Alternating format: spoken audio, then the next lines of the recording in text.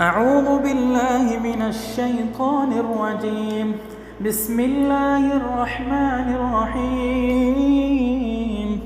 إن في خلق السماوات والأرض واختلاف الليل والنهار لآيات لأولي الألباب الذين يذكرون الله قياما وقعودا وعلى جنوبهم ويتفكرون في خلق السماوات والأرض ربنا ما خلقت هذا باطلا سبحانك فقنا عذاب النار.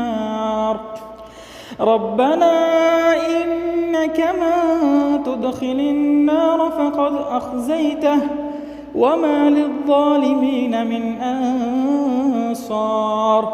ربنا إننا سمعنا مناديا ينادي للإيمان أن آمنوا بربكم فآمنا ربنا فاغفر لنا ذنوبنا وكفر عنا سيئاتنا وتوفنا مع الأبرار.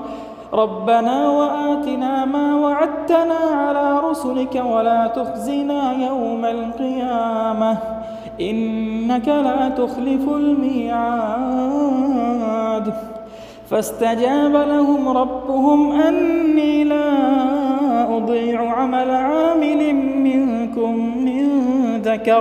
من ذكر أو أنثى بعضكم من بعض فالذين هاجروا وأخرجوا من ديارهم وأوذوا في سبيلي وقاتلوا وقتلوا لأكفرن عنهم سيئاتهم ولأدخلنهم جنات تجري من تحتها الأنهار ثوابا من عند الله والله عنده حسن الثواب.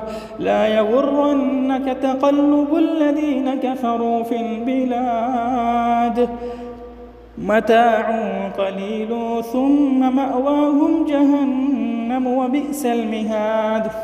لكن الذين اتقوا ربهم لهم جنات تجري من تحتها الأنهار خالدين فيها نزلا من عند الله وما عند الله خير للأبرار. وإن من أهل الكتاب لمن يؤمن بالله وما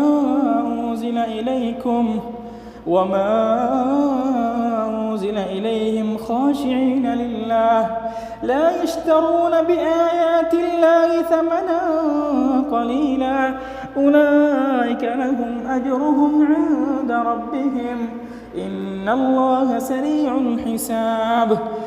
يا أيها الذين آمنوا اصبروا وصابروا ورابطوا واتقوا الله لعلكم تفلحون.